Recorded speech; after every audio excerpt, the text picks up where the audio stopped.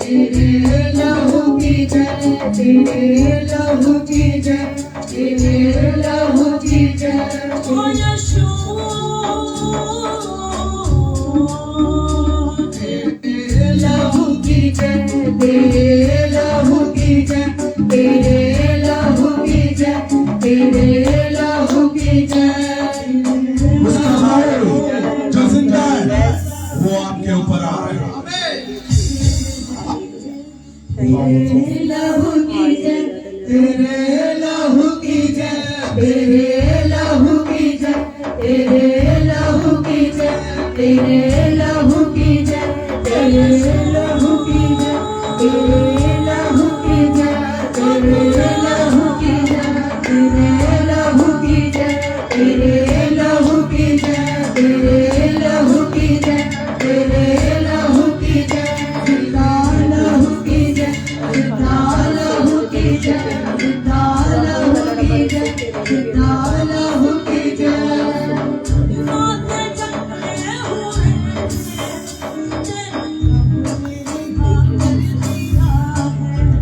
जब नावों से जकड़े हुए थे, तेरे लहू ने रिहा कर दिया है।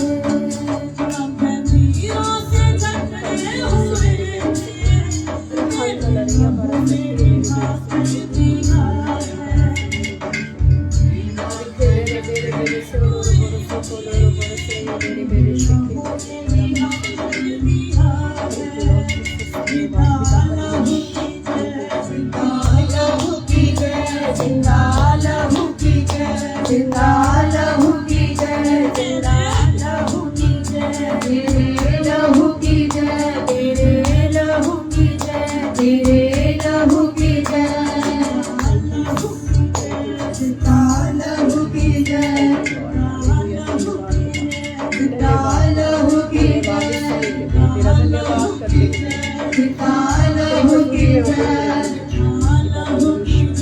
जिंदा लहू की जय। सबके साथ बनी रहे प्रभु खुदा परमेश्वर। जितने लोग ऑनलाइन है मेरे खुदावन उन सबके साथ तेरी सहभागिता बनी है, तेरा महाभिषेक उनके साथ बना है। वचन कहता है जहाँ 2 या 3 तेरे नाम से इकट्ठा होते हैं उनके बीच में मौजूद होता है खुदावन। मैं विश्वास करती हूँ कि आप हमारे बीच में मौजूद हैं, आप हमारे बीच में मौजूद हैं मेरे खुदावन। आपका रक्त हमारे बीच में लग चुका है मेरे पिता परमेश्वर। मैं आपका धन्यवाद करती हूँ मेरे पिता परमेश्वर, विश्वास करती हूँ।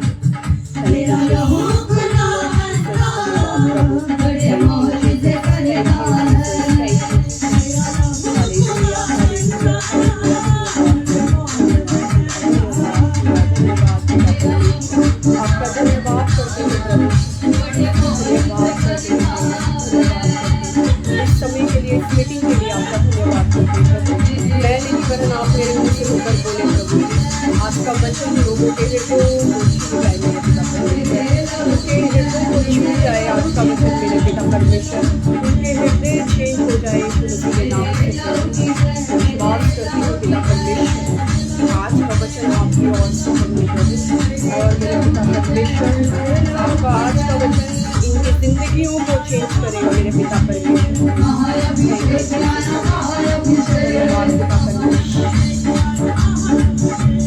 महाअभिषेक आया, महाअभिषेक, तेरे लहू की जय, तेरे लहू की जय, तेरे लहू की जय, तेरे लहू की जय, तेरे लहू की जय। बंदा बड़ी मौज से करता है, तेरा लहू खुदा बंदा बड़े मौज से करता है। तेरे लहू की जय, तेरा लहू की जय, तेरा लहू की जय, लहू की जय, तेरा लहू की जय, तेरा लहू की जय, तेरा लहू की जय। बरसा खाला रखी से तेरे पेरे से खेल नहीं मारा मारा। Thank you Lord, thank you Jesus, धन्यवाद पिता परमेश्वर।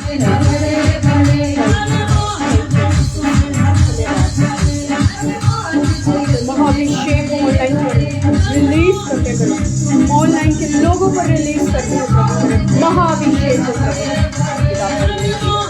लोग ठहर जाए, इनकी जिंदगियां ठहर जाए मेरे पिता परमेश्वर, उनकी जिंदगियों में उथल पुथल ठहर जाए मेरे पिता परमेश्वर, यीशु मसीह के नाम से। Hallelujah hallelujah hallelujah. धन्यवाद पिता परमेश्वर का, धन्यवाद करते हैं प्रभु, धन्यवाद करते हैं पिता परमेश्वर। Hallelujah hallelujah hallelujah hallelujah. धन्यवाद। थैंक यू लॉर्ड जीसस पिता परमेश्वर।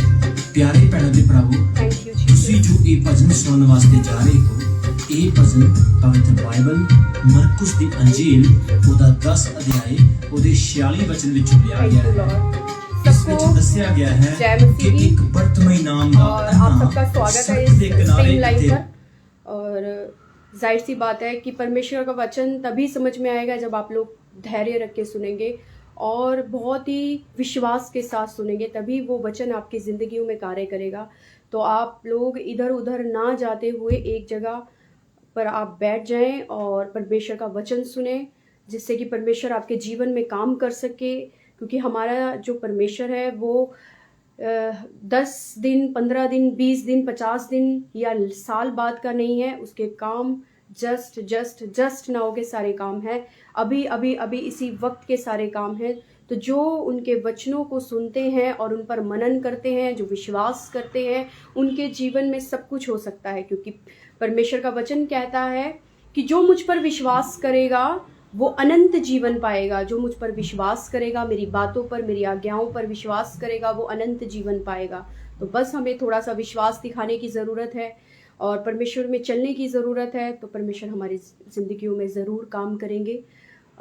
आइए हम अब अपने समय को जाया ना करते हुए अब वचन की ओर चलते हैं। तो जिसके पास बाइबल है वो बाइबल निकाले, पतरस की दूसरी पत्री और उसका 16वां वचन। पतरस की दूसरी, पहले का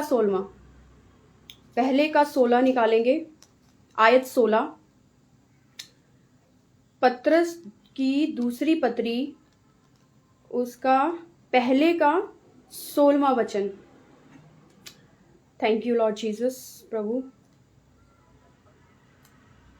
जैसा कि लिखा है, क्योंकि जब हमने तुम्हें अपने प्रभु यीशु मसीह की सामर्थ का और आगमन का प्रचार दिया था, तो वह चतुराई से गढ़ी हुई कहानियों का अनुसरण नहीं था, वरन हमने आप ही उनके प्रताप को देखा था। क्योंकि जब उसने परमेश्वर पिता से आदर और महिमा पाई और उस प्रतापमय महिमा में से यह वाणी आई, यह मेरा प्रिय पुत्र है जिससे मैं प्रसन्न हूँ। तब हम उसके साथ पवित्र पहाड़ पर थे और स्वर्ग से यही वाणी आते सुनी, हमारे पास जो भविष्यद्वक्ताओं का वचन है वह इस घटना से दृढ़ ठहरा। तुम यह अच्छा करते हो जो यह समझकर उस पर ध्यान करते हो कि वह एक दिया है और अंधियारे स्थान में उस समय तक प्रकाश देता रहता है जब तक कि पो ना फटे और भोर का तारा तुम्हारे हृदयों में ना चमक उठे। पर पहले यह जान लो कि पवित्र शास्त्र की कोई भी भविष्यवाणी किसी के अपने ही विचार धारा के आधार पर पूर्ण नहीं होती, क्योंकि कोई भी भविष्यवाणी मनुष्य की इच्छा से कभी नहीं हुई, पर भक्तजन पवित्र आत्मा के द्वारा उभारे जाकर परमेश्वर की ओर से बोलते थे। देखिए, जैसे कि आप वचन सुन रहे हैं और वचन बहुत ही प्यारा है, आज का बहुत ही सुंदर वचन है और परमेश्वर का धन्यवाद करते हैं इस वचन के लिए। क्योंकि देखिए, परमेश्वर खुद कहते हैं, परमेश्वर को मैं एक बात कहना देना चाहती हूँ, जैसा कि इसमें लिखा है कि मसीह की महिमा के आंखों देखे गवाह। मैं ये बात बहुत ही गहराई के साथ आप लोगों के सामने पहुंचाना चाहती हूँ। मैं चाहती हूँ कि एक एक जन को इस वचन की गहराई पता चले, क्योंकि जैसा कि लिखा है, क्योंकि जब हमने तुम्हें अपने प्रभु यीशु मसीह की सामर्थ का और आगमन का समाचार दिया था, तो वह चतुराई से गढ़ी हुई कहानियों का अनुसरण नहीं था, वरन हमने आप ही उसके प्रताप को देखा था।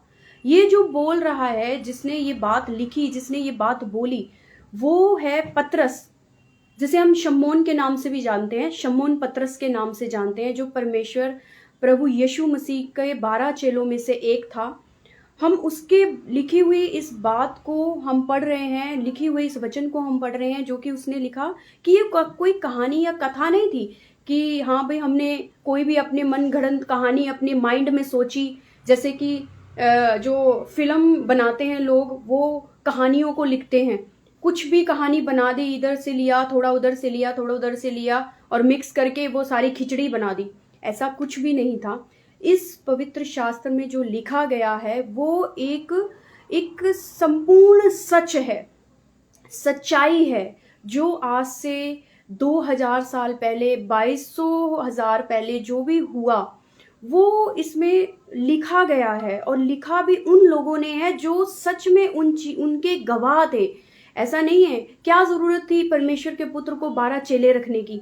क्या जरूरत थी उन्हें चिन्ह और चमत्कार दिखाने की? क्या जरूरत थी उनको लोगों को चंगा करने की, अंधों को आंखें देने की, कोढ़ियों को काया देने की? क्योंकि परमेश्वर के वचन में लिखा है कि जब तक तुम इस धरती पर चिन्ह और चमत्कार ना दिखाओगे तो इस धरती के मनुष्य तुम पर विश्वास ना करेंगे। इस बात को बहुत ही गहरी बात है। इसीलिए परमेश्वर को भी चिन्ह और चमत्कार दिखाने की जरूरत पड़ी। परमेश्वर ने भी वो चिन्ह और चमत्कार दिखाए जो वो चाहता है कि हम उससे बढ़कर दिखाएं। उसने वो चिन्ह और चमत्कार इस धरती पर पैदा होने के बाद वो चिन्ह और चमत्कार दिखाए, पर वो चिन्ह और चमत्कार जो उसने दिखाए वो लोगों की भलाई के लिए थे, लोगों के सुधार के लिए थे। ऐसा नहीं है कि उन्होंने जो चिन्ह और चमत्कार दिखाए वो लोगों को मारने और काटने के लिए, युद्ध में दिखाए, ऐसा कुछ नहीं है। उन्होंने जो भी चिन्ह और चमत्कार दिखाए वो मजलूम लोगों पर दिखाए।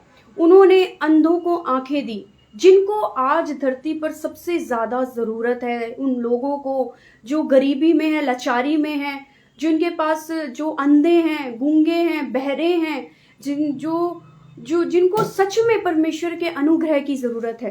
परमेश्वर ने उन लोगों पर अपना अनुग्रह किया। परमेश्वर ने वो सारे चिन्ह और चमत्कार इसलिए दिखाए ताकि जब परमेश्वर को इस धरती से उठा लिया जाए तो जो उसके गवाह ठहरे हैं इस धरती पर, हम उन कामों को, उन चीजों को देखकर, उसको पढ़कर, उस पर मनन करके हम भी वो सारे काम कर सके।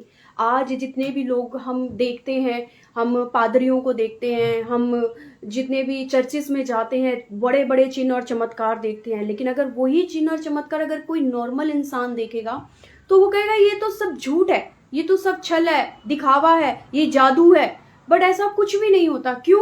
क्योंकि वो परमेश्वर का अनुग्रह है। आप कभी कभी देखते हो, अभी तो पादरी जो पास्टर हैं वो अभी स्टेज पर भी नहीं आए होते, अभी स्टेज पर भी नहीं आते हैं, और लोगों में से दुष्ट आत्माएं निकलती हैं, लोग दुष्ट आत्माओं से आजाद होते हैं, लोग जो हैं अपनी बीमारियों से आजाद होते हैं। वो कैसे होते हैं? क्यों? क्योंकि उस जगह पर, जिस जगह पर परमेश्वर की हजूरी होती है, उस जगह पर परमेश्वर खुद विराजमान होते हैं। वहां पर जरूरत नहीं है कि हमें किसी को मतलब किसी पादरी का होना जरूरी है, वहां पर परमेश्वर का अनुग्रह का होना जरूरी है। जिस जगह पर परमेश्वर का अनुग्रह नहीं होगा, परमेश्वर की आशीष नहीं होगी, जिस जगह पर, वहां पर वो चीजें, वो जो भी कुछ है वो काम नहीं आएंगी। क्योंकि परमेश्वर कहता है कि इस धरती पर जब तक तुम चिन्ह और चमत्कार नहीं दिखाओगे तब तक लोग तुम पर विश्वास नहीं करेंगे। क्योंकि आप अपने आसपास हर जगह देखते हो लोग, कोई जादू कर रहा है, कोई टोने कर रहा है, कोई कुछ कर रहा है, मतलब एक दूसरे को काटने की कोशिश कर रहे हैं, एक दूसरे के लिए बुरा सोच रहे हैं, एक दूसरे के लिए बुरा कर रहे हैं। तो कैसे वो सब लोगों से हटकर, जो आज लोग मसीह लोगों को ज्यादा क्यों सताते हैं, उनको क्या जरूरत है उनको मसीह लोगों के पीछे पड़ने की? क्योंकि वो जानते हैं कि जो इनके पास है वो किसी के पास नहीं है। इस पृथ्वी पे किसी के पास भी ऐसा अनुग्रह, ऐसी आशीष, ऐसा प्रेम, परमेश्वर की ऐसी शांति उनके पास नहीं है, तभी वो हम लोगों को, मसीह लोगों को सताते हैं, उन पर सताव करते हैं, उनकी बाइबलों को फाड़ते हैं, उनके ऊपर उनको मारते हैं, पास्टरों को मारते हैं, उनके चर्चों को तोड़ते हैं। क्यों तोड़ते हैं? क्योंकि वो जानते हैं कि जो ये कर सकते हैं, जो इनका परमेश्वर कर सकता है, जो इस धरती का सबका परमेश्वर है, वो सबका परमेश्वर। ये अलग बात है कि वो लोग अभी परमेश्वर को जानते नहीं हैं, इसलिए परमेश्वर की आलोचना करते हैं।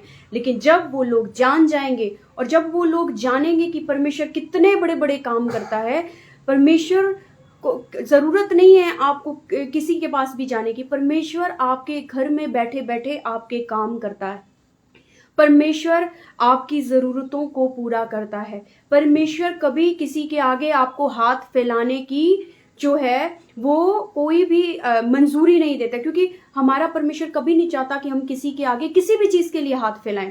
क्योंकि आप देखोगे कभी भी आपको चर्चिस के बाहर कभी भी कोई मांगता हुआ इंसान नजर नहीं आएगा, कोई भिखारी नजर नहीं आएगा।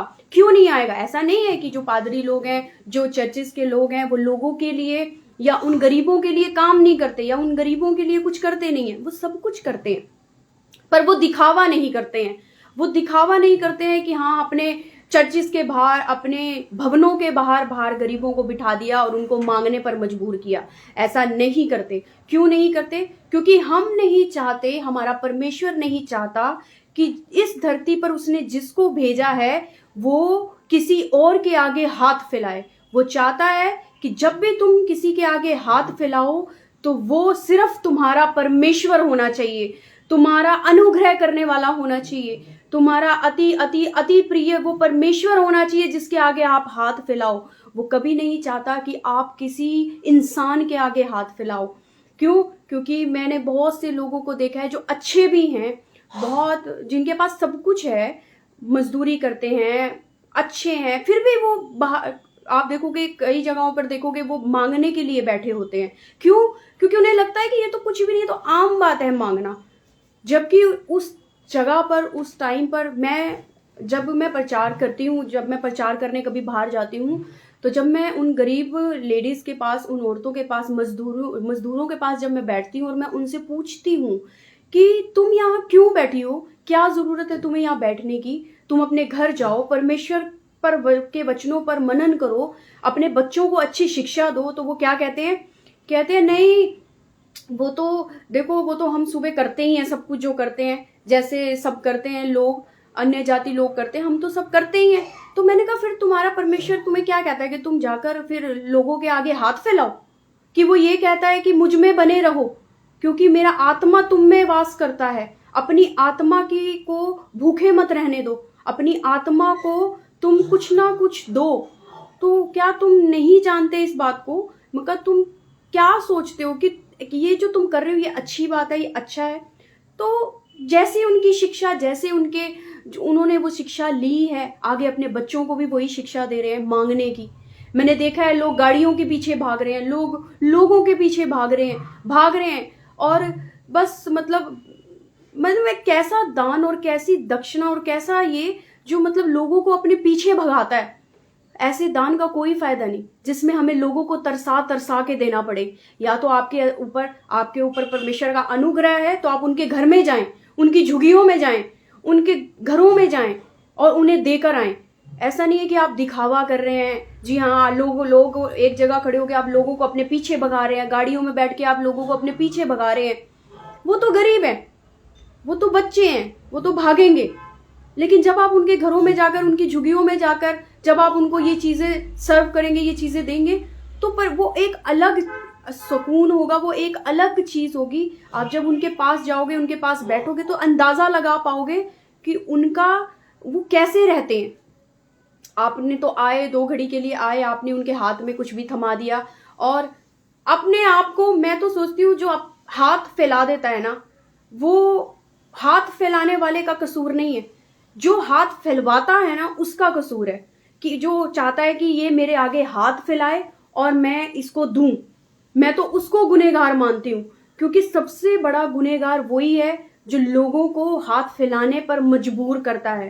बेशक आप दान कर रहे हो, वो दान नहीं है, वो आप लोगों को मजबूर कर रहे हो। आप परमेश्वर का दर्जा ले रहे हो, आप परमेश्वर का दर्जा ले रहे हो ये कहकर कि मेरे आगे मांगो तो मैं तुम्हारे हाथ में 1 रुपए 2 रुपए 10 रुपए रखूंगा। पहले मांगो, पहले अपनी बातों को बोलो, हमें ये बोलो, हमें वो बोलो, वो तब जाके 1 रुपया उनके हाथ में रखते हैं। क्या हम में इतनी ताकत है कि हम परमेश्वर जैसे बन सके? क्या हम में इतना वो सामर्थ्य है कि हम परमेश्वर की पदवी ले सके? नहीं, हम नहीं ले सकते, क्योंकि मुझे तो बहुत बुरा लगता है कि कोई मेरे आगे हाथ फैलाए। तो मैं तो बिल्कुल भी इस बात को एक्सेप्ट नहीं करती हूँ कि कोई मेरे आगे हाथ फैलाए। मैं ये चाहती हूँ कि अगर हाथ फैलाना है तो उस खुदाबंद के आगे हाथ फैलाएं, उस एक परमेश्वर के आगे हाथ फैलाएं। बेशक आप लाचार हो चुके हैं, आप बिल्कुल आप गरीब हैं, आप बिल्कुल मतलब नीचे लग चुके हैं, लेकिन आपको हाथ सिर्फ परमेश्वर के आगे फैलाना चाहिए, क्योंकि दुनिया आपको अपने पीछे भगाएगी। दुनिया नहीं चाहेगी कि कभी आप जो हैं आगे बढ़ें, या आप जो हैं बिना किसी की रोक रुकावट के आप परमेश्वर में को समझ सके, परमेश्वर की योजनाओं को समझ सके।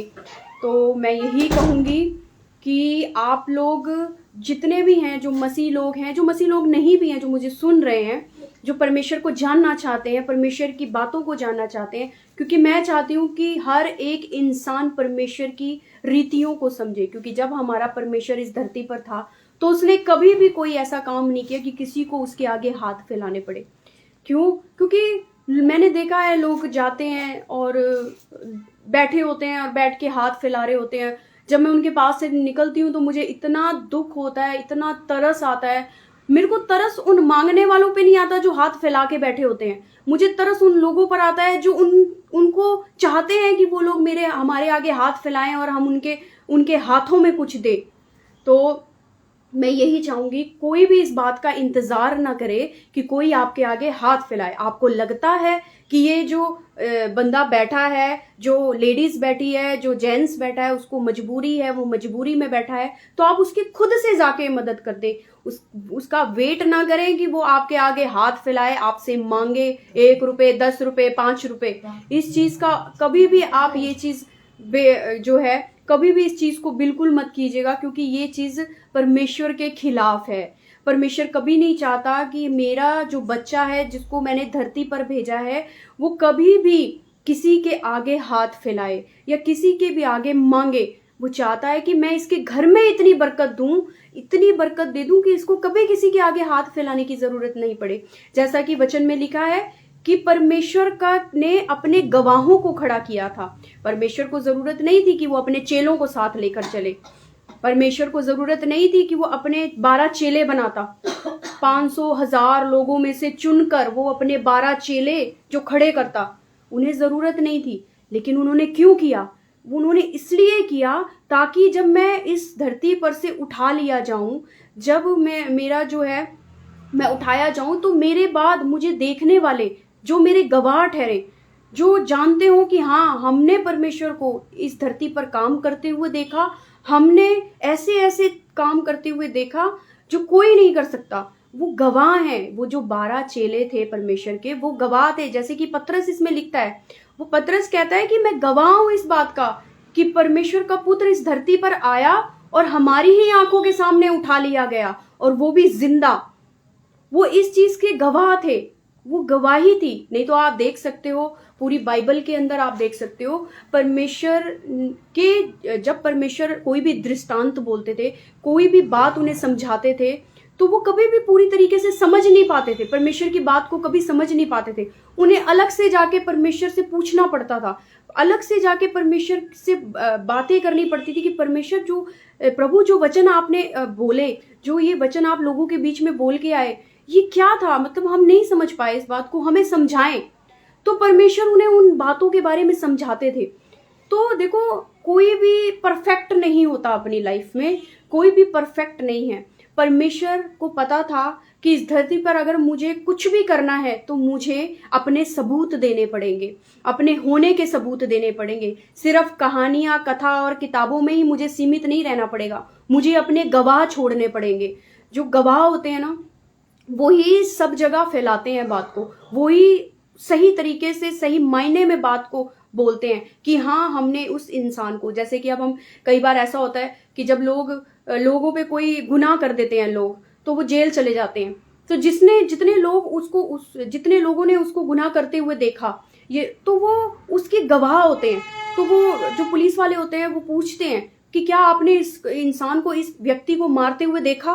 क्या ये ऐसे क्राइम करते हुए आप लोगों में से किसी ने देखा? अगर आप में से कोई ये बोलता है कि हाँ देखा, तो वो गवाही मान ली जाती है, उस इंसान को एक गवाह मान लिया जाता है और जो पुलिस है वो उसकी बातों पर विश्वास करती है।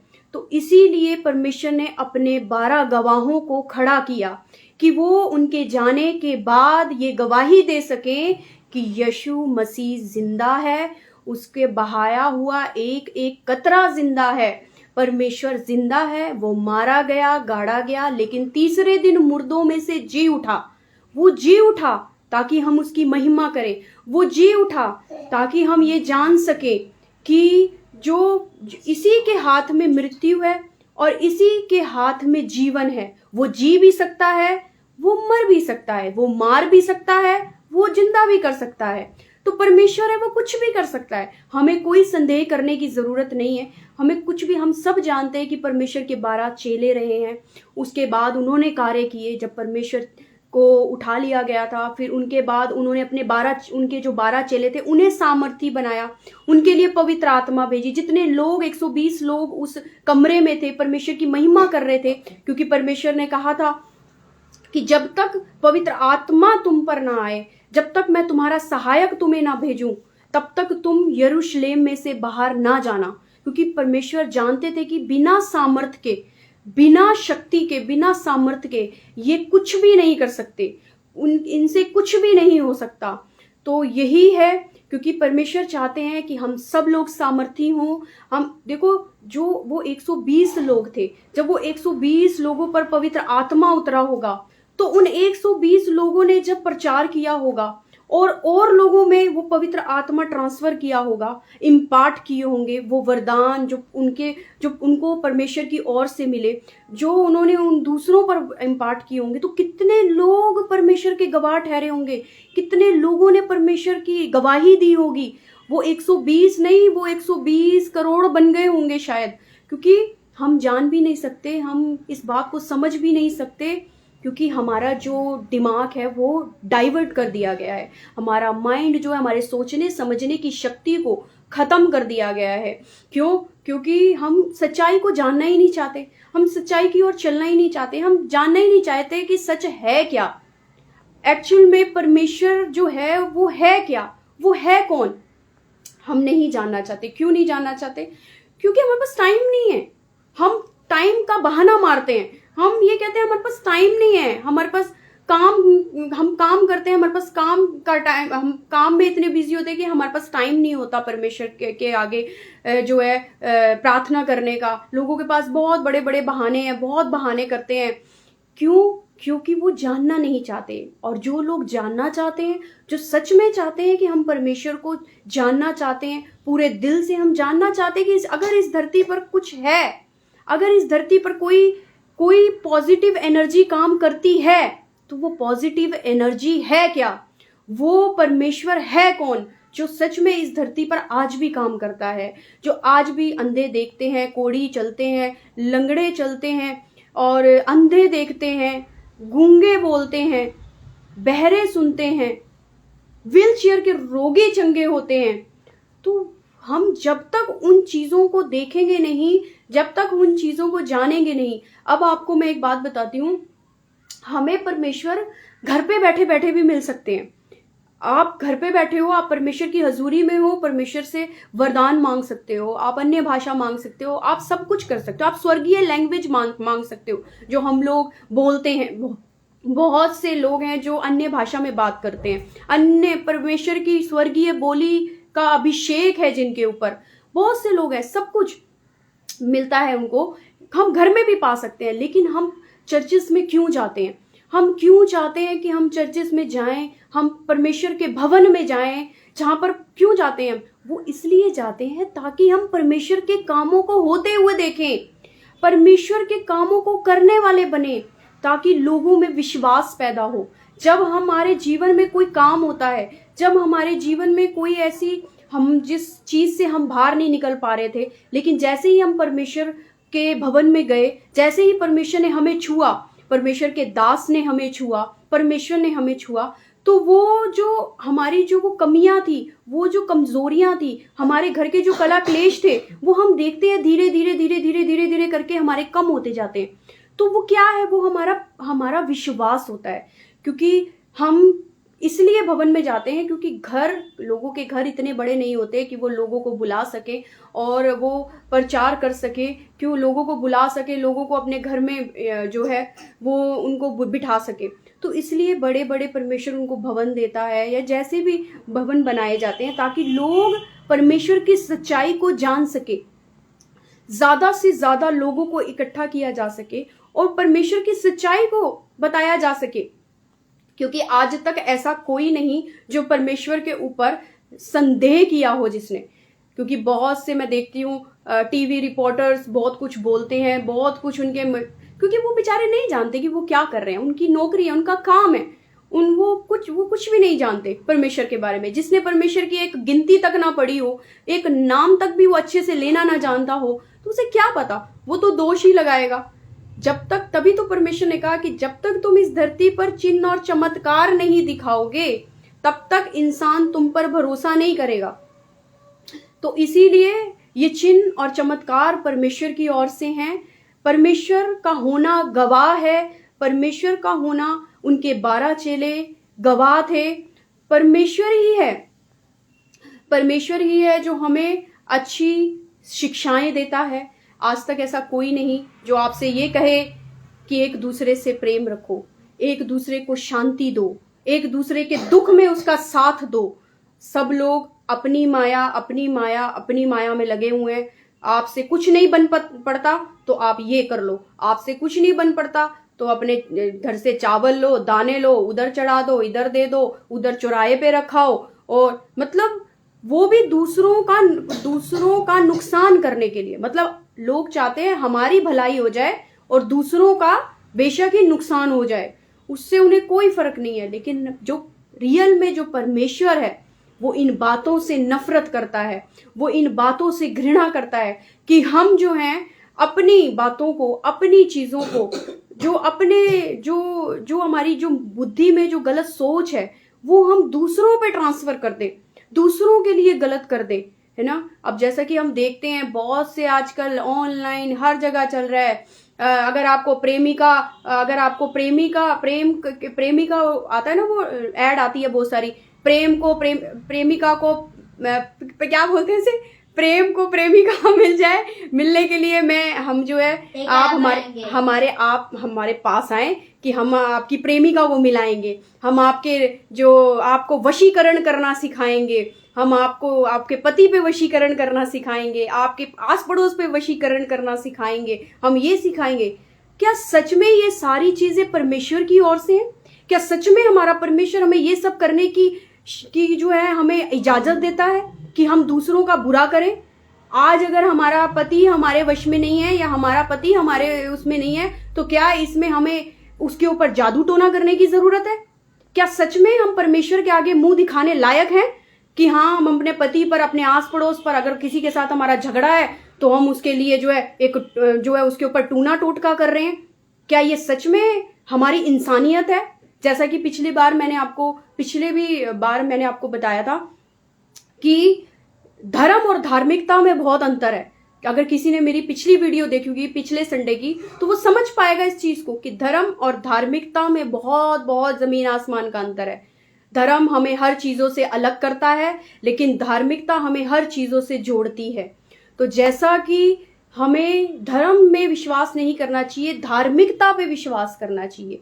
क्योंकि देखिए, हम सब भी पापी थे, हम सब ने भी पाप किया, और जब हमने प्रभु के सामने अपने पापों को, अपने गुनाहों को मान लिया, अपने गुनाहों को एक्सेप्ट कर लिया, तो हमारे परमेश्वर ने उसी घड़ी हमें क्षमा कर दिया और आज जो मैं यहाँ खड़ी हूँ, मैं परमेश्वर के अनुग्रह से खड़ी हूँ। परमेश्वर के अनुग्रह से मैं आप लोगों से बातें कर पा रही हूँ, उसके गहरे भेदों को समझा पा रही हूँ। आप जान सकते हैं कि कोई भी इस धरती पर ऐसा नहीं जिसने गुनाह ना किया हो, लेकिन ऐसा भी नहीं कि परमेश्वर, जो लोग, मैंने कईयों को सुना है कि आपके कर्म होते हैं जो आपको अच्छा बनाते हैं, आपके कर्म पिछले कर्म होते हैं जो आपको सही जगह पर लेकर जाते हैं, जो आपके लिए डिसाइड करता है कि आपके लिए क्या होना चाहिए। हमारे कर्म हमारे लिए डिसाइड नहीं करते। हमें नहीं पता कि हमने पिछले जन्म में क्या कर्म किए थे, अच्छे किए थे या बुरे किए थे,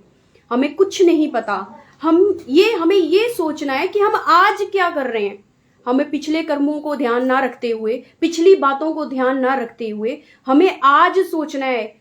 हम पिछले कर्मों को सोच रहे हैं, हम पहले ये तो सोच ले कि हम आज सही कर रहे हैं, क्या आज जो हम कर रहे हैं वो सही है। कम से कम इतना तो जान लें कि जो आज का कर्म है हमारा, जो जिस परमेश्वर ने हमें इस धरती पर भेजा और जिस काम के लिए भेजा, क्या हम वो काम कर रहे हैं? क्या सच में हम परमेश्वर में चल रहे हैं? क्या सच में आज हम अच्छा कर्म कर रहे हैं? मैं पिछले कर्म को नहीं मानती, मैं नहीं मानती हमारे दादा परदादा जो भी हैं या हम हैं, हमने क्या कर्म किए। मैं आज के कर्म पर विश्वास करती हूँ कि अब इस वक्त हम क्या कर रहे हैं। इस वक्त हम क्या कर रहे हैं। दुखी होते हैं तो दूसरों पर ब्लेम डाल देते हैं, ये कह देते हैं हमारे पिछले कर्म है, हमारे पिछले कर्म है। लेकिन हम आज जो कर रहे हैं, क्या सच में हम आज सही कर रहे हैं? क्या सुबह उठकर हम आईना देखते हैं? क्या आईने को में पूछते हैं अपने आप से कि आईना बता कि क्या अब तक जो हम करते आए हैं क्या सही है या गलत है? क्या अब तक जो हमने काम किए, जो कार्य हमने किए, क्या वो सही है? आज का सोचिए कि आज जो आप कर रहे हैं क्या वो सही है? लोग क्या करते हैं, दूसरों पर ब्लेम देना ज्यादा अच्छा समझते हैं। वो दूसरों पे ब्लेम लगाते हैं, दूसरों को भला बुरा कहते हैं, अपने आप को नहीं कहेंगे। अपने आप की गलतियां उन्हें नजर नहीं आती, किसी को भी नजर नहीं आती। इवन हमें भी नहीं आती थी जब हम परमेश्वर में नहीं थे, हमें भी नजर नहीं आती थी अपनी गलतियां। हम सोचते थे हम अपनी जगह ठीक है, हम बहुत अच्छा कर रहे हैं, हम बहुत अच्छा कर रहे हैं। लेकिन नहीं, हम गलत हैं। हमें अपने आज को सुधारना है। हमें देखना है कि जो हमारा आज है क्या वो सही रीति से हम चल रहे हैं उस आज में? क्या सही रीति से हम वो काम कर रहे हैं? क्या सच में हमारा जो आज का कर्म है, जो आज हम कर रहे हैं, क्या वो सही कर रहे हैं? अगर अभी भी हम नहीं सही कर रहे हैं तो हमें समझने की जरूरत है, हमें जानने की जरूरत है, हमें परमेश्वर को की आज्ञाओं पर चलने की जरूरत है, हमें परमेश्वर को मानने की जरूरत है, जानने की जरूरत है कि हमारा परमेश्वर हमें क्या आज्ञा देता है। क्या जो आज हम कर रहे हैं क्या वो सही है? अगर नहीं है तो हमें चेंज होना पड़ेगा, हमें चेंज होना पड़ेगा। जब तक हम चेंज नहीं होंगे, जब तक कुछ नहीं होगा। मैं ये सबके लिए बोल रही हूँ, ये नहीं है कि मैं मसीह लोगों के लिए बोल रही हूँ। मैं इस धरती पर जितने भी लोग हैं, मैं उन सबके लिए बोल रही हूँ कि अपना आज देखो। वो जो चला गया, जो आप पिछले उसमें छोड़ आए हो, उन कर्मों को छोड़ो। वो कर्म जो आपने किए वो वही खत्म हो गए। आज सोचो कि आज जो आप कर रहे हो क्या वो सही है? क्या आप सच में एक मजलूम की, एक बेसहारा की मदद करते हो? क्या आप जब रोड पर निकलते हो तो कोई गरीब अगर आपको दिखता है तो क्या सच में, अगर आपकी पॉकेट में आपकी पॉकेट ये अलाउ करती है कि आप उसकी मदद करें, तो क्या सच में आप उसकी मदद करते हैं? अगर आप उसकी मदद नहीं करते हैं और अपने आप को बहुत बड़ा धर्म का पुजारी समझते हैं, अपने आप को बहुत बड़ा धार्मिक इंसान समझते हैं, तो शायद मुझे लगता है कि हम अपने इन विचारधाराओं से हमें बाहर निकलना चाहिए।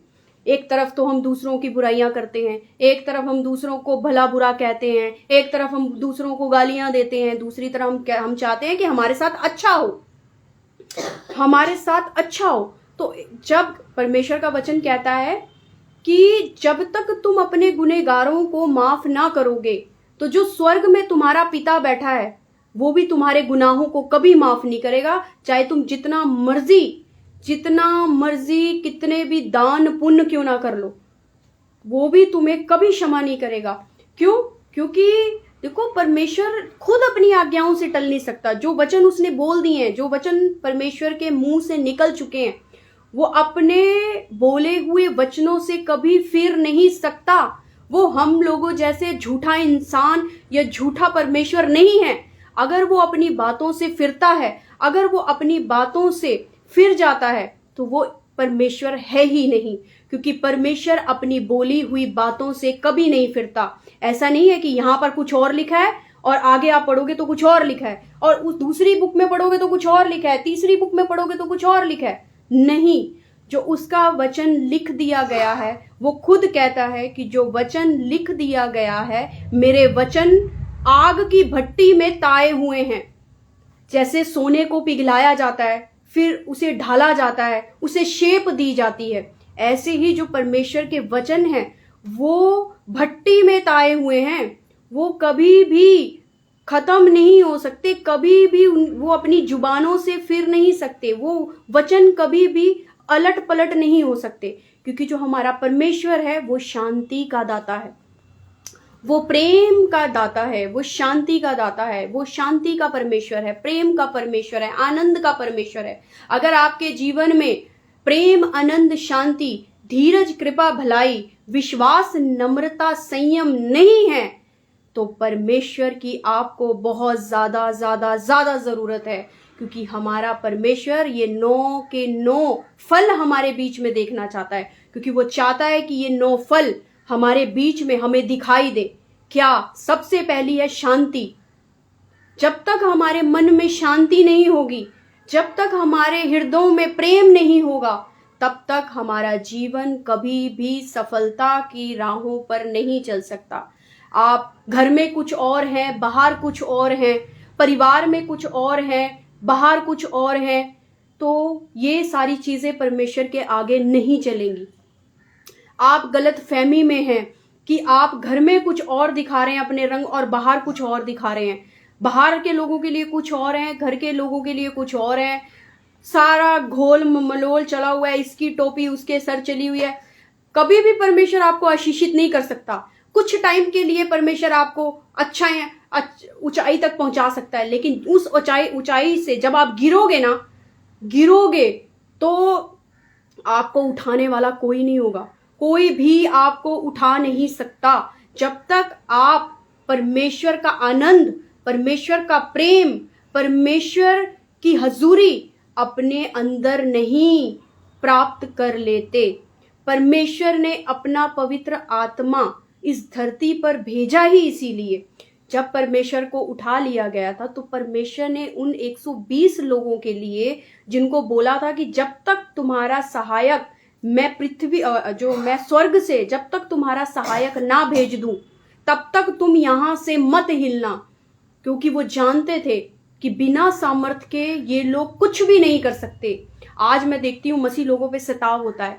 बहुत से भवनों में मैं देखती हूँ कि खुद तो पास्टर बहुत बड़े बड़े हो गए हैं, बहुत अमीर हो गए हैं, बहुत ऊपर जा रहे हैं, ऊपर जाते जा रहे हैं, लेकिन जब मैं उनकी कलीसियाओं को देखती हूँ तो वो नीचे डाउन होती जा रही है। वो क्यों डाउन हो रही है पता है? क्योंकि उनके पास जो है पवित्र आत्मा की कमी है। उनके पास पवित्र आत्मा नहीं है। वो लोग जो हैं, जब वो जाते हैं, जब वो चर्चिस में जाते हैं, जब वो भवन में जाते हैं, मंदिर में जाते हैं, तो उनका नेचर कुछ और होता है। जैसे वो मंदिर से बाहर निकलते हैं, भवनों से बाहर निकलते हैं, तो उनका नेचर कुछ और ही हो जाता है। क्योंकि मैं भी बहुत से जो है भवनों में गई हूँ, बहुत से भवनों को मैंने जो है आप बोल सकते हो कि मैंने जो है अपने देखा है। मैंने उन भवनों में बहुत सी जगहों पर गई और बहुत कुछ देखा मैंने, और बहुत कुछ परमेश्वर ने मुझे दिखाया। बहुत बड़ी बड़ी चर्चेस, जो नामी गिनामी चर्चेस है, जो नामी गिनामी मंदिर हैं, मैंने उन सब को नोटिस किया है। वो खुद तो अपर होते जा रहे हैं, लेकिन जो उनके लोग हैं वो डाउन होते जा रहे हैं। क्यों होते जा रहे हैं? क्योंकि उनके पास महाअभिषेक नहीं है, क्योंकि उनके पास महायाजक का महाअभिषेक नहीं है। उनके पास अभिषेक हो सकता है, वो आपको अभिषेक करके बोल सकते हैं कि हाँ अभिषेक। अभिषेक आप पुराना नियम जाके पढ़ोगे, वहां पर अभिषेक। कितने नबी आए, कितने वो आए, सबके पास अभिषेक था, सब ने अभिषेक प्राप्त किया परमेश्वर से। लेकिन जब परमेश्वर का जन्म हुआ, तो आप पढ़ेंगे, आगे पढ़ेंगे तो उसमें लिखा है कि स्वर्गों से महायाजक को भेजा गया, स्वर्गों से महायाजक आया जो महासामर्थी था। सामर्थ से बात नहीं बनती, इस धरती पे आप सामर्थ से बात नहीं बनती, अब महाअभिषेक लेने की जरूरत है। वो महाअभिषेक जो हमारा यीशु मसीह इस धरती पर लेकर आया, जब उसका जन्म हुआ, उस जन्म के साथ जो वो महाअभिषेक लेकर आया था, महायाजक, महाअभिषिक्त जन, अभिषेक नहीं, अभिषेक हो गया, अभिषेक उस टाइम के लिए काफी था, क्योंकि वो टाइम ऐसा था कि वहां तक महाअभिषेक ठीक था। लेकिन अब हमें जो जरूरत है वो महाअभिषेक की जरूरत है, महाअभिषेक में आने की जरूरत है। जैसे ही हम महाअभिषेक में एंटर करते हैं, आप अपने जीवन में देखेंगे एक आम सा इंसान भी सामर्थी होता है। वो जाकर जिस पर भी हाथ रख के प्रार्थना कर देता है ना, वो इंसान हील हो जाता है। जिस पर भी वो जो है प्रार्थना कर देता है, झूठ ऐसे भी प्रार्थना कर देता है कि हाँ चलो महाअभिषेक मैं तुम पर इम्पार्ट करता हूँ, महाअभिषेक तुम्हें चंगा करे, वो सिर्फ इतना भी बोल देता है ना, महाअभिषेक सामने वाले के जीवन में काम करता है। भले ही वो इस चीज को नोटिस ना कर रहा हो, भले ही वो इस चीज को अभी जान ना रहा हो, क्योंकि उसका विश्वास कमजोर है। क्योंकि देखो, महाअभिषेक किसी के जीवन में तभी काम करेगा जब आपका विश्वास दृढ़ होगा, जब आप मजबूत होंगे, जब आप अंदर से स्ट्रांग हो जाएंगे परमेश्वर में चलने के लिए। आप जब अंदर से मजबूत हो जाएंगे कि नहीं, हम मरे या जिएंगे भी इसी में और मरेंगे भी इसी में, इसके अलावा हम कहीं नहीं जाने वाले, तो तब देखना आपके जीवन में जो काम होंगे, जो जीवन में जो आप अपने आप को बुलंदियों पर देखोगे, वो महाअभिषेक ही है। वो महाअभिषेक, महायाजक का महाअभिषेक, वो स्वर्गों का राजा।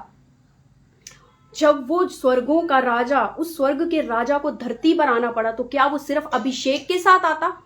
नहीं, अभिषेक तो उसने सिर्फ दिया अपने नबियों को, जो उसने नबी यहाँ पर चुने, जो लोग उसने यहाँ पर चुने, उन्हें सिर्फ अभिषेक दिया, ठीक है, सिर्फ अभिषिक्त बनाया ताकि उनके जीवन में काम हो।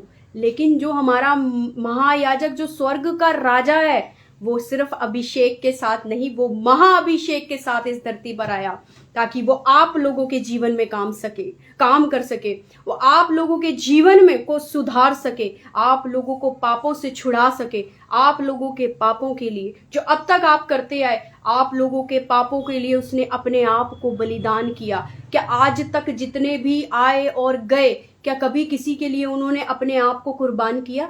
क्या कभी किसी के लिए उन्होंने अपने आप को सूली पर चढ़ाया?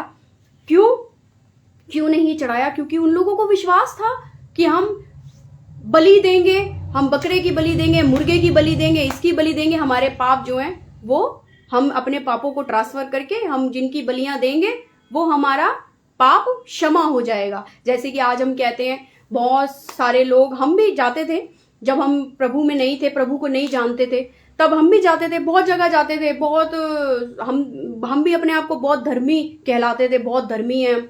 लेकिन असली हकीकत तो हमें तब पता चली जब हमने सच में सच्चाई को जानने की कोशिश की। देखिए, सच्चाई भी हमें तभी पता चलेगी जब हम सच्चाई को जानना चाहते होंगे। नहीं तो बहुत काम है जीवन में, बहुत काम है जीवन में। कोई भी वेला इंसान नहीं है, कोई भी जो है ऐसे बैठने वाला इंसान नहीं है, सबके पास बहुत काम है। बिजी लाइफ है, बिल्कुल बिजी, किसी के पास टाइम नहीं है किसी के लिए। इवन हमारे पास टाइम नहीं है कि हम अपने पड़ोसियों के पास भी जाके उनका हाल चाल पूछ ले, इतना भी टाइम नहीं है।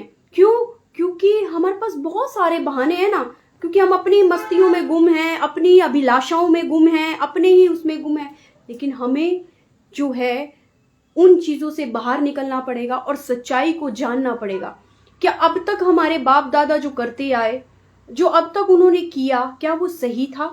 क्या सच में जो वो करते आए, उन्होंने जो किया वो सही काम था? क्या सच में हम उन कामों को करके आगे बढ़ पाए? क्या सच में हम उन कामों को करके हमारा परिवार, हमारे बच्चे अच्छी शिक्षा, अच्छा सब कुछ ले पाए? नहीं ले पाए। आज भी हम अपने आप को उसी स्थान पर पाते हैं जहां हमारे बाप दादा रहे, उसी स्थान पर हैं हम। आज हम पढ़ गए, लिख गए, सब कुछ हो गए, एजुकेटेड हो गए, लेकिन वो एजुकेशन हमारी कहीं काम नहीं आ रही। क्यों काम नहीं आ रही?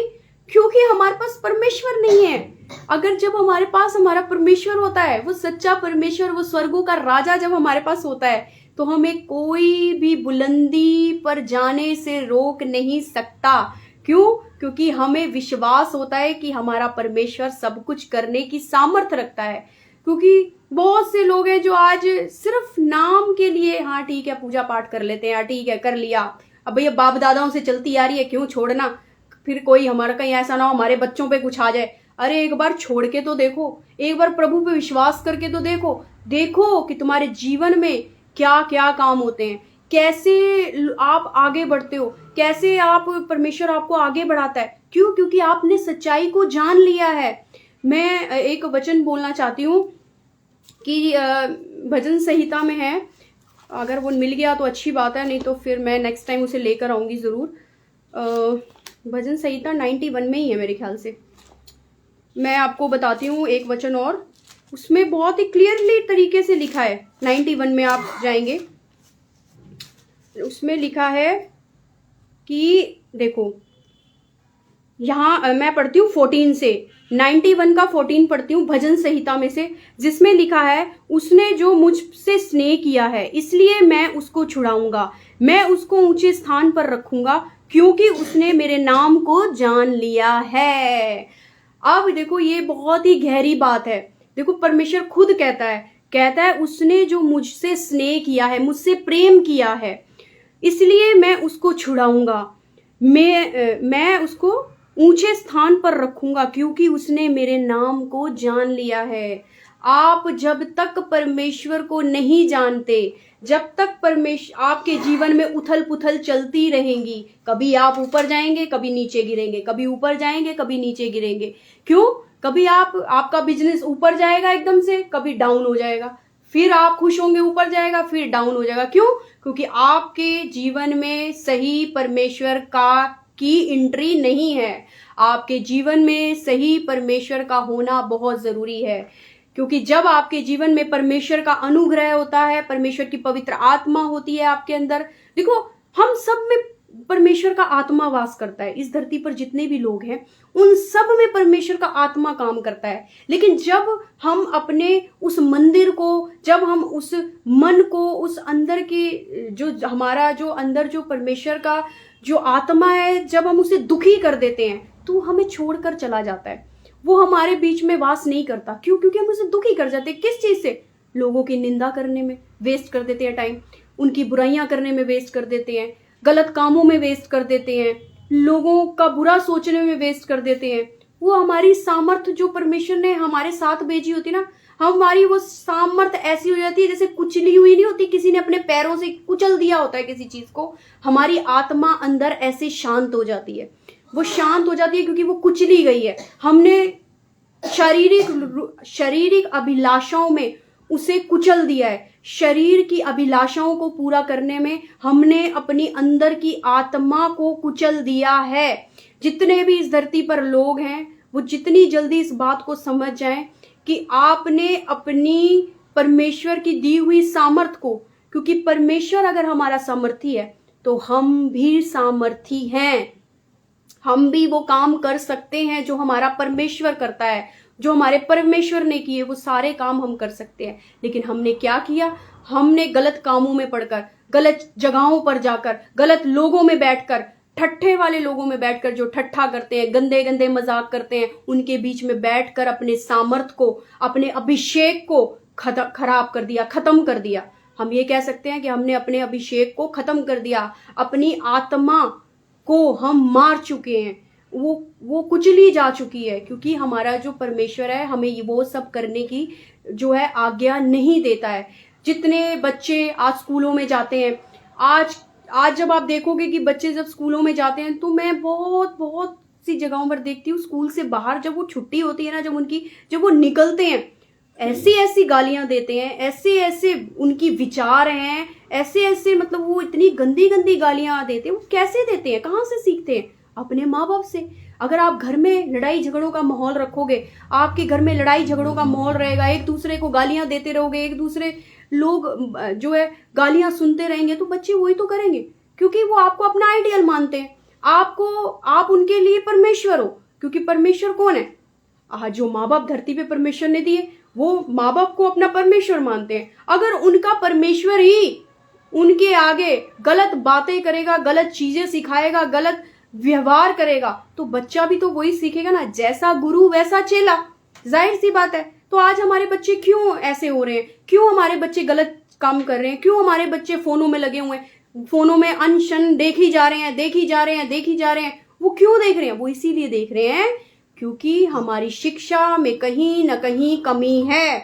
हम अपने आप को गुनहगार मान ले, क्योंकि जो प्रेम हमें मिलना चाहिए, जो हमारे बच्चों को मिलना चाहिए, वो प्रेम उन्हें नहीं मिल पा रहा है। इसलिए माँ बाप अपने फोनों में बिजी हैं, बच्चे अपने फोनों में बिजी हैं। माँ बाप अपने फोनों में बिजी हैं, बच्चे अपने फोनों में बिजी हैं। और माँ बाप ने बच्चों के लिए टैब दे रखे हैं, बेटा लो रोटी खाओ, टैब देखते देखते रोटी खाओ, कुछ करना है कार्टून देखते देखते ये करो, फलाना ये करो। तो जब आप खुद से बच्चों को गलत चीजें सिखा रहे हो, तो बाद में फिर उन्हें ब्लेम क्यों करते हो, क्यों मारते हो, क्यों पीटते हो?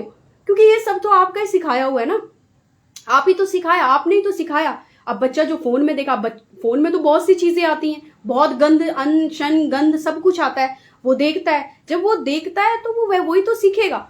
पूरा दिन बच्चा फोन में लगा रहता है, आपको नहीं पता वो क्या देख रहा है, क्या नहीं देख रहा, क्या चल रहा है, क्या नहीं चल रहा, वो सब कुछ वो आप नहीं पता, आप अपने फोन में लगे हो ना। आपको तो टाइम ही नहीं है कि आप बच्चों को देख सको, उन्हें समझा सको, उन्हें देखा सको, बेटा ये चीजें नहीं देखने वाली है, आप नहीं देख सकते, आप फोन नहीं देख सकते, क्योंकि ये आपके लिए नहीं है, ये आपके लिए नहीं बना। तो बहुत सी चीजें हैं जो हमें सिखाने की जरूरत है, सीखने की जरूरत है, और अपने बच्चों को भी सिखाने की जरूरत है। जब तक हम अपने बच्चों को इन चीजों में डाली रखेंगे, हमारा बच्चा भी वही सीखेगा जो और लोग सीखते हैं, जो और लोगों के बच्चे सीखते हैं। तो हमें वो चीजों से अपने बच्चों को दूर रखना है, परमेश्वर की हजूरी में रखना है, ताकि आगे चलकर आपका बच्चा सामर्थी बने, आपका बच्चा लोगों को चंगा करने वाला बने, आपका बच्चा लोगों की मजबूरियों को ठीक करने वाला बने, आपका बच्चा गरीबों की सहायता करने वाला बने, आपका बच्चा वो करे जो इस धरती पर अन्य कोई भी नहीं कर सकता। कोई भी जो परमेश्वर को नहीं जानता, जो परमेश्वर में नहीं चलता, परमेश्वर की आज्ञाओं पर नहीं चलता, वो ये काम कर ही नहीं सकते। ताकि आपका बच्चा उन लोगों को भी अपने जैसा बनाए, वो कहे कि मेरे जैसे बनो, ना कि मुझे आपके जैसा बनना है। अपने जैसा बनाओ, अपने जैसा बिहेव, अपने जैसा सब कुछ उसके अंदर डालो, उसको समझाओ, उसको परमेश्वर के वचन सुनाओ कि परमेश्वर क्या कहता है, परमेश्वर कैसे चलता है, परमेश्वर कैसे चला, वो क्या चाहता है, हमारे जीवन में क्या होना चाहिए। बाइबल पढ़ना बिठाओ, रात को बिठाओ, 1 घंटा उसको बोलो कि एक दिन में 1 घंटा बाइबल पढ़नी है। अब देखो क्यों? क्योंकि हम जानते हैं कि हमारा परमेश्वर का वचन कितना सामर्थी है। जब हमारे बच्चे वो वचन पढ़ेंगे ना, तो ऑटोमेटिक ही वो उनका जीवन अपने आप परिवर्तन होने लग जाएगा, ऑटोमेटिक वो अपने आप ही चेंज होने लग जाएंगे। आपको समझाने की जरूरत नहीं पड़ेगी। मैं अपने बच्चे को कभी नहीं समझाती। क्यों नहीं समझाती? मैं कभी उसको पढ़ाई के लिए नहीं मारती, कभी मैंने उसको पढ़ाई के लिए दबाव नहीं डाला, कभी मैं उसको कुछ नहीं कहती। क्यों? क्योंकि मुझे पता है कि मेरे बच्चा जो है वो एक सही परमेश्वर के हाथ में है, और जब हमारा बच्चा सही परमेश्वर के हाथ में होता है तो परमेश्वर उसकी रक्षा करता है, उसके स्वर्गदूत उसकी रक्षा करते हैं। तो मैंने अब अपने बच्चे की जो है बिल्कुल भी टेंशन जो एक माँ बाप को होती है कि आगे चल के मेरा बच्चा क्या करेगा, आगे चल के क्या होगा, उसके साथ क्या होगा, मैं बिल्कुल भी टेंशन नहीं लेती। क्यों नहीं लेती? क्योंकि मुझे पता है मेरा परमेश्वर जिंदा है, उसका लहू जिंदा है, वो हमारी रक्षा करता है, हमारी हड्डी हड्डी की रक्षा करता है, तो हमारे बच्चों की भी रक्षा वही करेगा। वही है जो हमारे बच्चों की, हमारे परिवार की रक्षा करेगा। वो कभी भी हमारे बच्चों को गलत रास्ते पर चलने नहीं देगा, वो कभी भी नहीं चाहेगा कि हमारा बच्चा किसी गलत संगति में उठे बैठे। तो इसीलिए परमेश्वर पर विश्वास बनाए रखें, परमेश्वर में चलें, और परमेश्वर ने कि जो पवित्र शास्त्र है वो कभी भी कोई भी उस वचनों को साधारण वचन ना समझे। वो जो वचन है वही वचन है जो आपको आपके हालातों को चंगा करता है, आपको आपकी मजबूरियों से बाहर निकालता है, आपकी शर्मिंदगियों से बाहर निकालता है।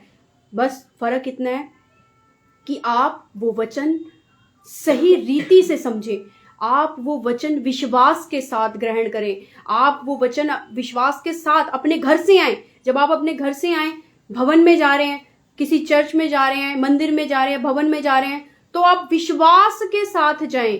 विश्वास के साथ जाएं कि आज मैं अपनी चंगियाई लेकर ही लौटूंगा। आज मेरे घर के जो हालात हैं, जो दुख हैं, जो तकलीफ है, मैं उनसे बाहर आकर ही आज चैन लूंगा। आज मेरी आज छुटकारे का दिन है, आज मेरे आनंद का दिन है, आज वो लास्ट दिन है मेरी उन बीमारियों का, उन लाचारियों का, उन सब का आज मेरा लास्ट दिन है। आज मैं अपनी चंगियाइयों को लेकर ही वापस आऊंगी। आज मेरा परमेश्वर मुझे चंगा करके वापस भेजेगा। ये होता है विश्वास। विश्वास और दृढ़ होना। ऐसा नहीं है कि आप आए, हाँ ठीक है हम अपनी चंगियाई लेकर लेंगे, मिल गई तो ठीक है, नहीं तो ठीक है कोई बात नहीं, ऐसे नहीं आना। परमेश्वर को आपके विश्वास की जरूरत है। समझो विश्वास है क्या, विश्वास कहते किसे हैं। जब तक आप विश्वास की डेफिनेशन नहीं समझोगे तब तक तो, क्योंकि विश्वास तो हम किसी पे भी कर लेते हैं ना। आज की डेट में विश्वास हम एक चलते राह में कोई चल रहा है उस पर भी विश्वास कर लेते हैं, किसी पे भी विश्वास कर लेते हैं। हम कहते हैं हमें तुझ पर विश्वास है, पर जिस पर विश्वास करने की बारी आती है, जो सच में जिस पर हमें विश्वास करना है, उस पर हम विश्वास ही नहीं करते। उसके ऊपर वो बोलते हैं सब कुछ तो उसी के लिए करते हैं, सब कुछ तो उसी के लिए करते हैं। अरे उसके लिए तो करते हो, पर ये देखो कि क्या जो आप कर रहे हो वो सही रीति से कर रहे हो। जिस रास्ते पर आप चल रहे हो क्या वो सही रास्ता है? क्या सही जगह आप पहुंच चुके हो? क्या सही रास्ते पर आप चल चुके हो? क्या सच में जिसके लिए आप कर रहे हो वो आपकी सुनता है, आपको देखता है, आपसे बोलता है? जब आप पवित्र आत्मा को पाओगे तब आप इन सब बातों को समझ जाओगे।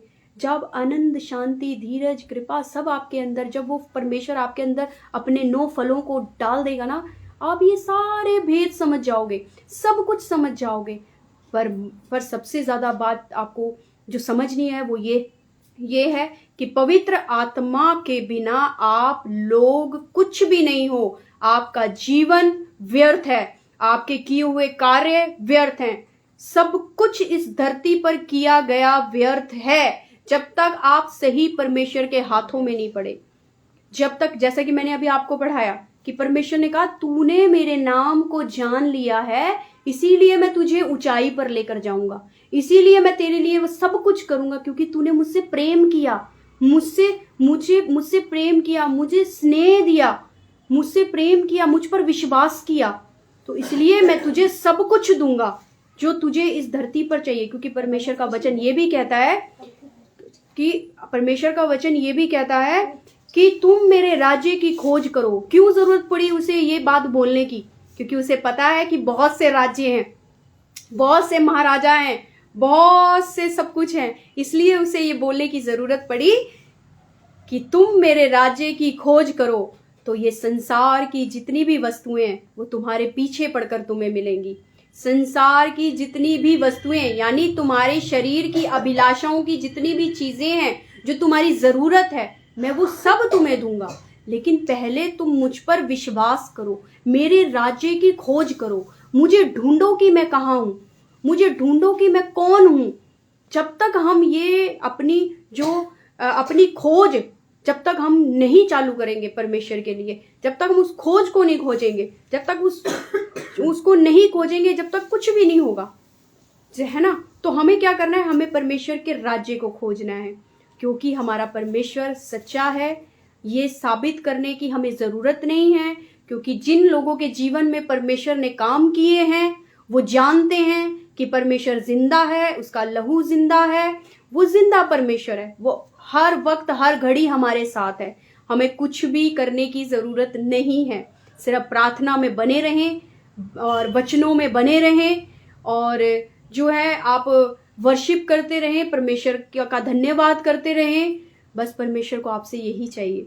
और ऐसा नहीं है, मुझे नहीं लगता कि पूरे दिन में आपके पास इतना टाइम ना हो कि आप परमेश्वर के वचनों को ना दे सके, इतना टाइम ना हो कि आप परमेश्वर की स्तुति ना कर सके। सबके पास टाइम होता है, बस आपको सही रीति से समझने की जरूरत है, सही तरीके से समझने की जरूरत है। तो आप लोगों को ये वचन जो है परमेश्वर का, ये वचन आपको बहुत आयत से बढ़ाए, आप लोग बहुत आशीषित हों और परमेश्वर आपके जीवन में काम करे। मैं चाहती हूँ कि एक एक जन जो इस लाइफ पर है, एक एक जन जो इस लाइव स्ट्रीम पर है, एक एक जन महाअभिषेक की सामर्थ्य से भर जाए। और जो मेरे सामने बैठे हैं, यहाँ पर बैठे हैं, एक एक जन सामर्थी हो जाए, एक एक जन, बच्चे से लेकर बड़े तक, एक एक जन महाअभिषेक के नीचे आए, एक एक जन महाअभिषेक के नीचे आए।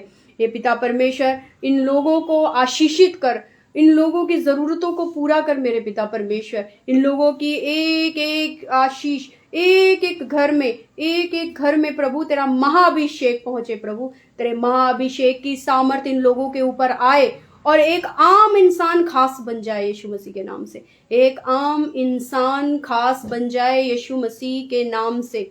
एक आम इंसान भी वो कार्य करे प्रभु जो तूने करने की हमसे वायदा किया है, जो करने का तूने हमसे वायदा किया है कि तुम मुझसे भी बड़े बड़े काम करोगे। एक आम इंसान वो कार्य कर सके मेरे पिता परमेश्वर। एक आम इंसान लंगड़े चलाए, अंधे दिखाए, कोड़ी पाक शाक करे मेरे पिता परमेश्वर। गरीबों की सहायता करे मेरे पिता परमेश्वर। एक एक जन सामर्थ्य से भर जाए, तेरे महाअभिषेक से भर जाए प्रभु। तेरे द्वारा दिया गया महाअभिषेक इनके जीवनों में कार्य करे मेरे प्रभु जी, इनके जीवन में कार्य करे मेरे पिता परमेश्वर। जिन बहनों की कोख बंधी हुई है मेरे खुदावन, जिन बहनों की कोख बंधी है वो कोख खुल जाए यीशु मसीह के नाम से। और इसी हफ्ते, इसी महीने के अंदर अंदर वो गर्भवती हूँ मेरे पिता परमेश्वर। आपकी दासी होने के नाते प्रभु मैं महाअभिषेक को रिलीज करती हूँ, एक एक पर महाअभिषेक को रिलीज करती हूँ प्रभु। ये लाइव स्ट्रीम बंद होने के बाद भी अगर कोई जन इस वीडियो को देखे तो तेरे वचनों के द्वारा प्रभु वो अपनी चंगियाइयों को ग्रहण करे प्रभु, वो अपनी चंगियाइयों को ग्रहण करे प्रभु। हे पिता परमेश्वर, मैं पिता परमेश्वर महाअभिषेक के जरिए महाअभिषेक को एक एक के घर में ट्रांसफर करती हूँ, एक एक के जीवन में ट्रांसफर करती हूँ प्रभु। एक आम इंसान खास हो जाए, एक आम इंसान खास हो जाए यीशु मसीह के नाम से। तेरा महाअभिषेक इनके जीवनों में काम करे प्रभु, इनके जीवनों में काम करे पिता परमेश्वर। तेरा महाअभिषेक महाअभिषेक महाअभिषेक काम करे यीशु मसीह के नाम से। लगा दे बेटा। Thank you Lord Jesus. धन्यवाद प्रभु। आप सब आशीषित हैं, सब ब्लेस हैं परमेश्वर की हजूरी में। आज का वचन आपके जीवन में काम करे। हो सके तो इसे दोबारा से देखिएगा और हो सके तो लोगों में भी आप शेयर कीजिएगा, क्योंकि आज का वचन जो है वो बहुत ही गहरा और बहुत ही समझने की ज़रूरत है। देखो, हमें कुछ भी करने की ज़रूरत नहीं, हमें सिर्फ समझने की ज़रूरत है कि क्या सही और क्या गलत। जब हम इन सही और गलत में से जब हम बाहर निकलेंगे ना, तो हमें एक अलग ही दुनिया नजर आएगी, अलग ही मस्ती में गुम होंगे हम। वो परमेश्वर का अनुग्रह, वो परमेश्वर की जो परमेश्वर का अनुग्रह है, सहभागिता है, वो सदा हमारे साथ बनी रहेगी। बस सच्चाई को जानिए, सच को हमेशा अपनाइए और बुराई को अपने अंदर से निकालिए। और मैं इस बात को आज आपके ऊपर रिलीज करती हूँ कि परमेश्वर, अगर किसी के अंदर भी कोई भी बुराई है, आज वो बुराई उनके अंदर से निकले और आप सामर्थी हो जाएं और अपने घर में, अपने आसपास के लोगों को आप सामर्थी बनाएं और आप परमेश्वर के वचनों को लोगों तक लेकर जाएं और उन्हें, लोगों को उनकी मजबूरियों से, उनकी लाचारियों से बाहर निकालने वाले बने। आप पर मैं अपने महाअभिषेक, अपने परमेश्वर का, जो उसके द्वारा, जो उस प्रभु के द्वारा हमें महाअभिषेक मिला है, उस महाअभिषेक को मैं आप के एक एक जन पर रिलीज करती हूँ। एक एक जन महाअभिषेक से भर जाए। जिसके पास अन्य भाषा नहीं है, स्वर्गीय लैंग्वेज नहीं है, वो स्वर्गीय लैंग्वेज से भर जाए। अभी अभी अभी इसी वक्त भर जाए यीशु मसीह के नाम से। स्वर्गीय लैंग्वेज से भर जाए, स्वर्ग की लैंग्वेज, पवित्र आत्मा आप पर उतरे, यीशु मसीह का पवित्र आत्मा आप पर उतरे, आपके घरों पर उतरे, आपके घरों को, की लाचारियों को, उनकी मजबूरियों से बाहर निकाले यीशु मसीह के नाम से। आपकी बरकतों को खोले। आपके घर के बर्तन कभी खाली ना रहे, आपके घर के बर्तन हमेशा भरे रहे। आपकी कुपियां, आपकी तेल की कुपियां कभी खाली ना हो यीशु मसीह के नाम से। हे पिता परमेश्वर, मैं रिलीज करती हूँ एक एक के घर पे, एक एक के घर पे महाअभिषेक की सामर्थ को रिलीज करती हूँ। Release release release release release in the name of Jesus, release in the name of Jesus. यीशु नाम ही महान है, क्योंकि वो हमारा महायाजक है। तो महायाजक की हजूरी में आप सब ब्लेस हैं। God bless you, God bless you all.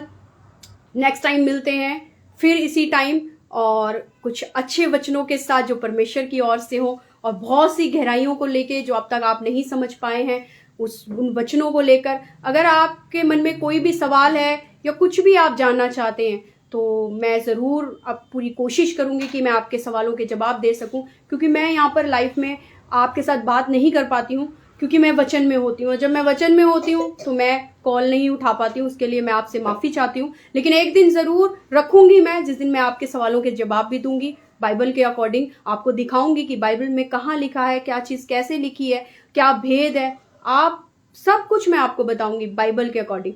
तो आप सब लोग ब्लेस हैं। God bless you. परमेश्वर आपको बहुत आयत से बढ़ाए। God bless you. Thank you.